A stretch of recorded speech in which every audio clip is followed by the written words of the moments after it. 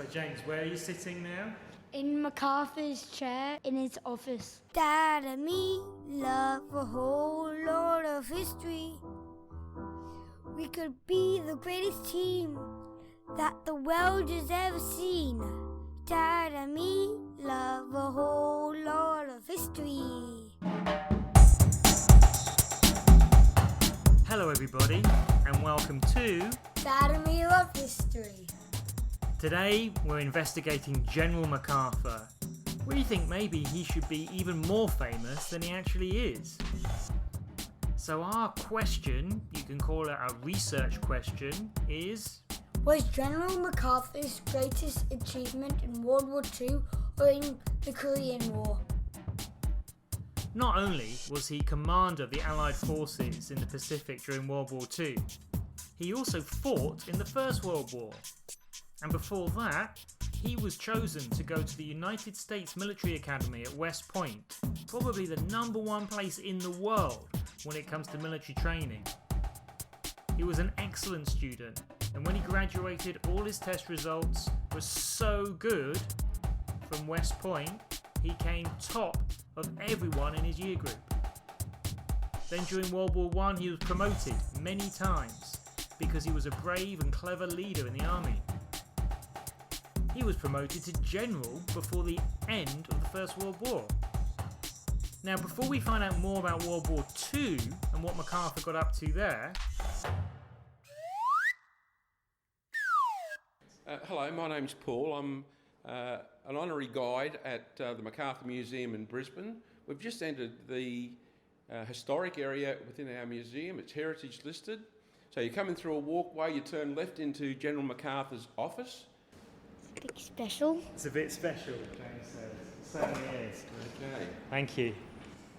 So can you get over there Yeah, okay? I think so. Just be careful. Right, so we're... Well, we're using chairs here because you can't sit on any of these chairs. No. Apart from, you can sit in MacArthur's chair if you want. Do you want to do that, James? This might be a job for James. I think so. Okay, now James, you have to sit to the front of the chair because it tips back. Okay, so make sure you sit to the front, right? So James, where are you sitting now? In MacArthur's chair in his office. So in his office in Brisbane, his headquarters during World War II. We love history. We love history, baby. We love history.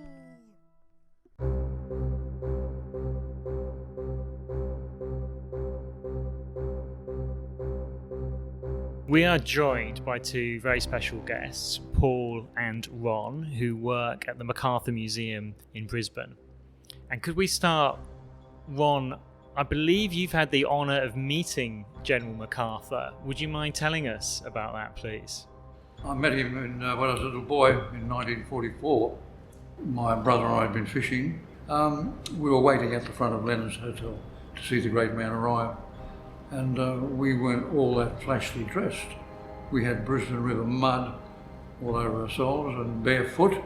And I was carrying a sugar bag. Do you know what a sugar bag is? It's a bag they used to carry sugar in.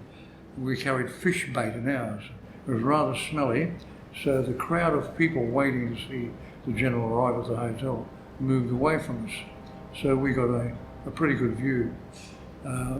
While we were standing there, my brother said to me, "Ronnie, when the general walks past, we have to salute him." Well, I was only a little boy, I couldn't do the scout salute, but I could do the Wolf Club salute, which was 2 fingers to your right eyebrow. It was also the V for victory sign, if you happen to see it, and it was a well-known V for victory sign. So as the general was walking past, my brother said, "Righto, Ronnie, salute." So he saluted with the Scouts salute, and I did my V for victory sign, the Wolf Cub salute. And this big man stopped and said, "Good boy, V for victory." And I very eloquently said, "No, mate, it's a Wolf Cub salute. I'm a Wolf Cub next year." And he said, "Right." And I had a cap on, and I had USARME. I couldn't spell it. ARME sounded like army to me. And he looked at my cap and said, "And what rank do you hold in the United States Army?" And I didn't know what he was talking about. I was only a little boy. And I said, I don't know. And he spoke to his aide, and they were slapping pockets and looking for something, and the aide passed him something, and the general handed me this badge. It was a lieutenant's bar badge of rank. And he said, well, you're now a lieutenant in the United States Army. And I said, thanks, mate. When we got home, my mother said, it's dark, you're supposed to be home before sunset. Where have you been? So my brother said, we waited to see General MacArthur. And she said, was that good? And he said, well, he could be in trouble because Ronnie called him mate twice. So my mother made me write a letter. Dear General MacArthur, I'm sorry I called you mate. Are we still friends? And do you want your badge back? And my mother actually posted the letter to this building. So that was my first meeting with the General. She posted it to the building we're in now, in MacArthur's headquarters. Yes, this was his headquarters. He was Supreme Commander, and he had his staff, his personal staff, on this level, using this room.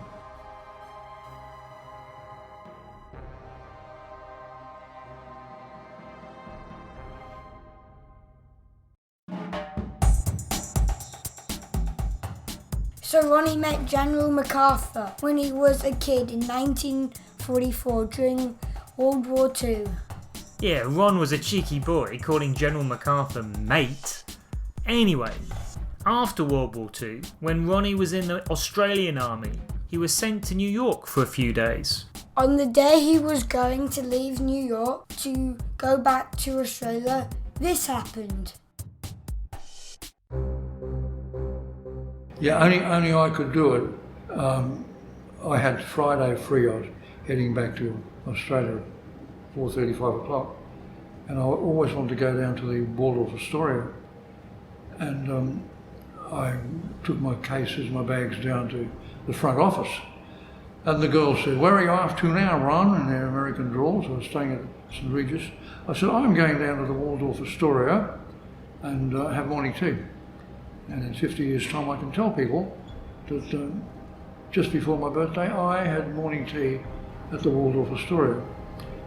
And the lift came down, and General MacArthur stepped out of the lift, and I stood to attention, and I saluted him again with the two fingers, and he came over and he swore. He said, "I'll be damned, the wolf boy from Brisbane," he remembered me. And he asked me what I was doing in New York and chatted, and he went over and made a phone call. No mobile phones in those days. And then he came back and said, "Young man," and I was young then too, I was 25. And he said, "Young man, would you have morning tea with me?" Do you know what I said? I couldn't speak, I was dumbfounded. And he took me for morning tea, and that was it. And we chatted.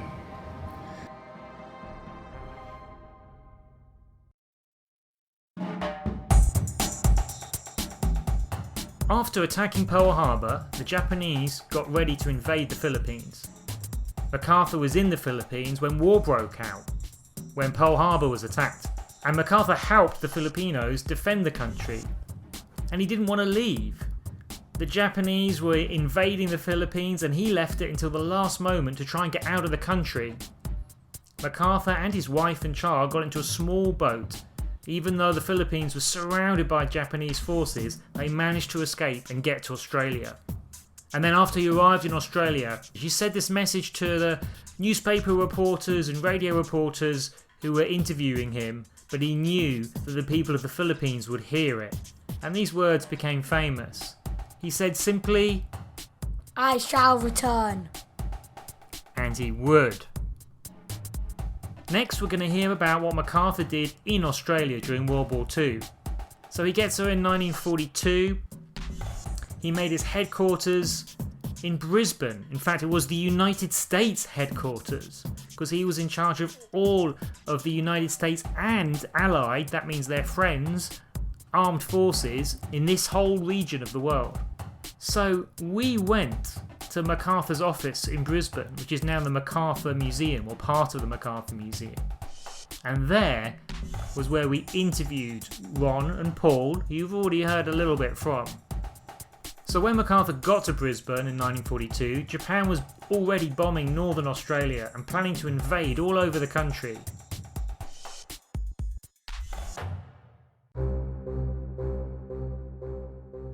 What did he achieve for Australia? Now, his achievements, I think, are fairly self-evident. He came here to initially stop what we all thought was going to be imminent invasion of our country by Japanese forces. And he was committed to driving the Japanese back to their home territories. So from this office that you people are now sitting in, he did the strategic planning for the war in the Southwest Pacific for 2.5 years. So he made the defences around Australia so strong that Japan couldn't break through. His main priority was to stop invasion of Australia and then to use Australia to gather troops and equipment and part of the pushback for Japanese forces back to their home territories up through the Southwest Pacific. In other words, up through New Guinea and through the Dutch East Indies, Borneo and so on.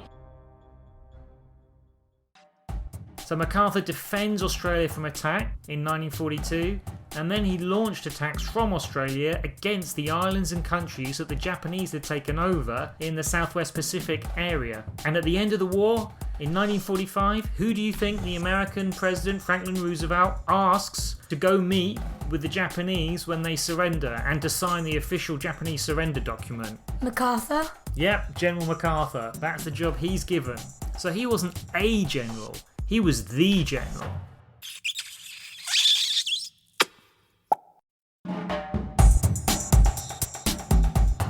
Now, 5 years after World War II ended, it ended in 1945, so in 1950, Korea was still a divided country. After World War II, they couldn't decide what type of government to have.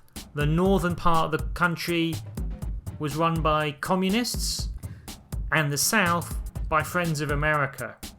Were Korea's connected to China? Yeah, that's right. North Korea, has quite a big border with China. China became communist in 1949, and then this is 1950 with North Korean communists. As you'll see, as the war goes on, they get more and more help from communist China.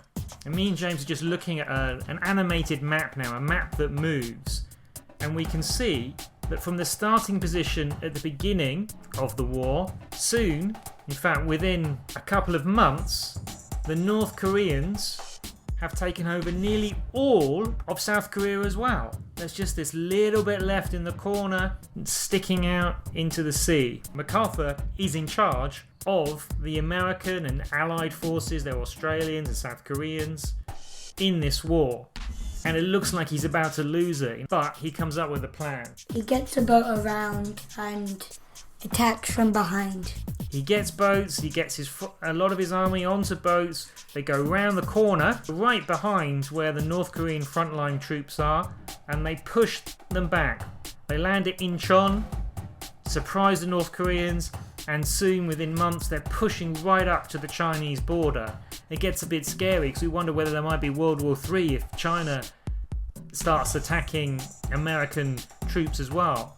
And the Chinese did send their air force, and they sent 500,000, they called them volunteers, to help the North Korean army.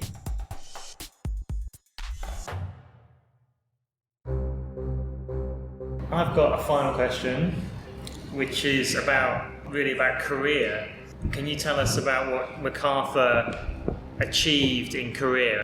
He was 71 years old. He said he had enough fighting and killing and whatnot. His big achievement, he said, was Incheon. They'd cut the Koreans off. It was a success. The landing at Incheon was a huge success. You know, he pushed right up to the Yalu River. But he didn't cross the Yalu. He said the nearest we came to World War III was a squadron of Mustangs, Air Force, Australian Air Force. They chased a couple of Chinese planes. And he thought his heart was in his mouth. Had they crossed the Yalu, it would have been on. He said, but the pilots peeled off. And he said, and the Chinese communists actually waved to them as they peeled off. Wow.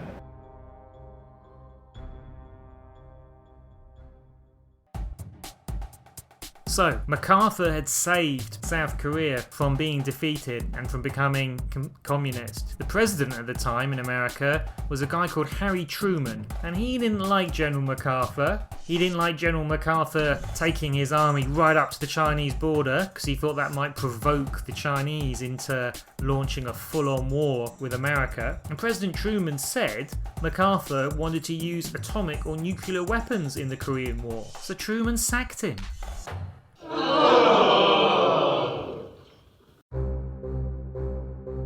The reason given by Harry Truman for the sacking was that MacArthur wanted to use atomic weapons in Korea. And it is not true. In fact, in an interview in 1960, Harry Truman admitted that it was not true. Yeah. MacArthur had never ever approached him about using the atomic bomb. He said, it was my view that I thought that's what he wanted. But he'd never ever raised the subject. Yeah. So he just wanted an excuse. Yes. Well, thank you so much, Ron Rees and Paul Douchet. It's an amazing privilege to be in MacArthur's office. We were taken through, the barrier that would normally keep the public back. They removed for us, and so James is still sitting in MacArthur's chair. Thank you so much. We love history. We love history, baby. We love history.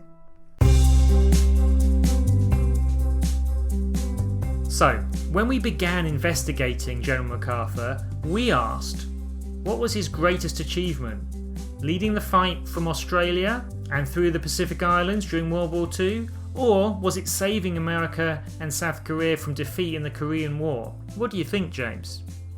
Probably the Korean War, because then South Korea wouldn't be a country. In Korea, if MacArthur hadn't pulled off that move, where he sent his troops around the coast on boats to surprise the North Korean side from behind, then probably South Korea would have been lost. But there's one more thing. Because just before we were due to leave the museum, Paul, the museum guide we met at the beginning, showed us about what MacArthur did straight after World War II. So this is between 1945 and 1950 when the Korean War started.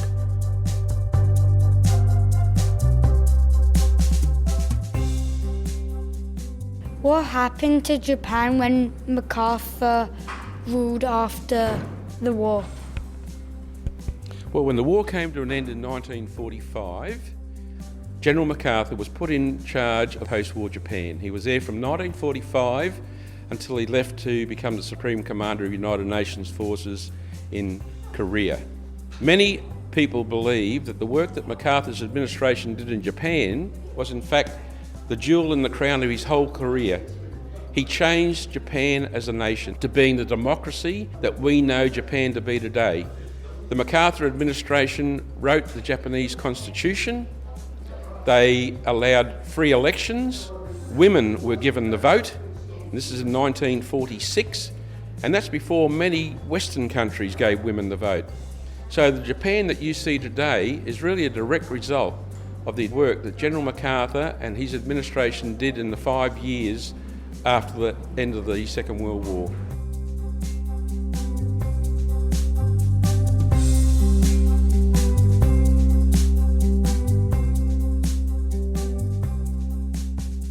So, what we heard there was that MacArthur was put in charge of Japan straight after it was defeated. MacArthur actually used food from his own army supplies to provide food for the starving people of Japan, and he organised the rebuilding of Japanese cities and bridges that had been bombed. And he set up a new type of government in Japan. They used the word constitution. That means the rules or the laws that decide how a country's going to be run, how you're going to choose your leaders. And he led the setting up of a system where all ordinary Japanese adults got to vote to choose their leaders. Democracy. That's it. And everything MacArthur did in Japan helped it to become one of the richest countries in the world, like it still is today. So now we found 3 great things MacArthur did. Well, what do you think, James? Now you've heard about Japan as well, and what happened there after World War II, what do you think? Korea still. Still the Korean War. So for you, because that was kind of life or death for South Korea, Yeah. that's the winner. Yeah. And do you know, listeners, for the first time on Dad and Me Love History, I'm going to disagree with James. Doesn't mean he's wrong and I'm right. Doesn't mean I'm wrong and he's right. But I like to think that peace is more important than war, so I'm going to give my vote to what he did in creating a peaceful Japan after World War II. And James's vote goes for what he did in rescuing South Korea in the Korean War. That's it for Dad and me. Don't forget to rate, review and share our podcast on social media. Yes, tell your friends about us. Bye for now from Dad and me love history. Dad and me love a whole lot of history. We could be the greatest team that the world has ever seen. Dad and me love a whole lot of history.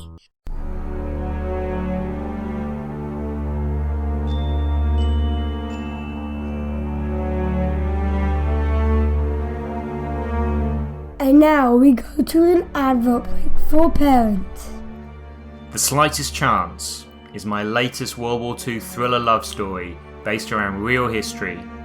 After the Japanese won the Battle of Hong Kong, a young English woman named Gwen, who was a real person, was the only female to escape from a Japanese camp, and she did so on foot, and then faced an 800-mile journey across occupied China. By the end of this novel, you will have learned all about her extraordinary adventure and how Gwen was secretly carrying information which the very top of the British government would use in the fight against Imperial Japan. Also from real history, included in the novel is the mass breakout led by a one-legged Chinese admiral, and then there's the Japanese guard, Kiyoshi Watanabe, whose Christian faith pushed him to risk his life helping Japan's enemies. Find out more at poorletters.com. The Slightest Chance, when your enemy is your best friend. Dad's new novel is now available to order online at all the usual places or order it directly from the publisher Blacksmith Books. Books.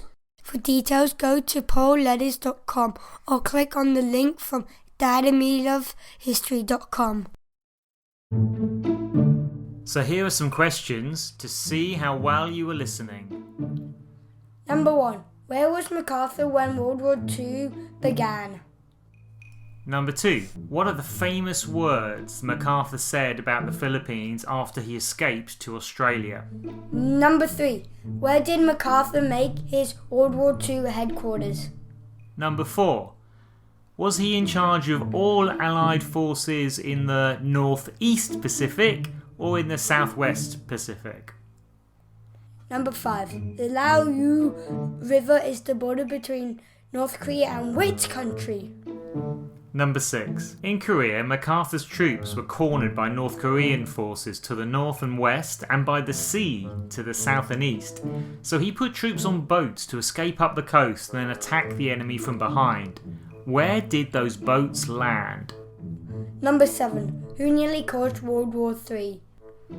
Finally, question 8. What did MacArthur achieve for Japan after World War II?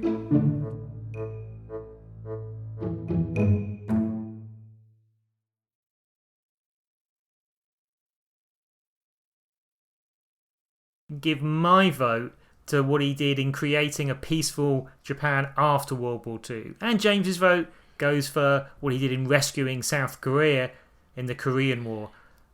Both, let's be honest, are probably equally important. Nah. Was he in charge of all Allied forces in the Northeast Pacific or in the Southwest Pacific?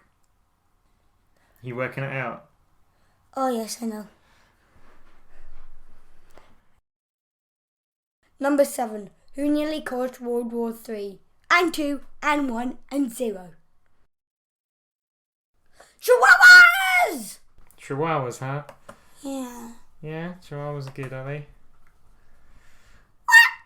I don't know what to do. Hiya! My time here is done.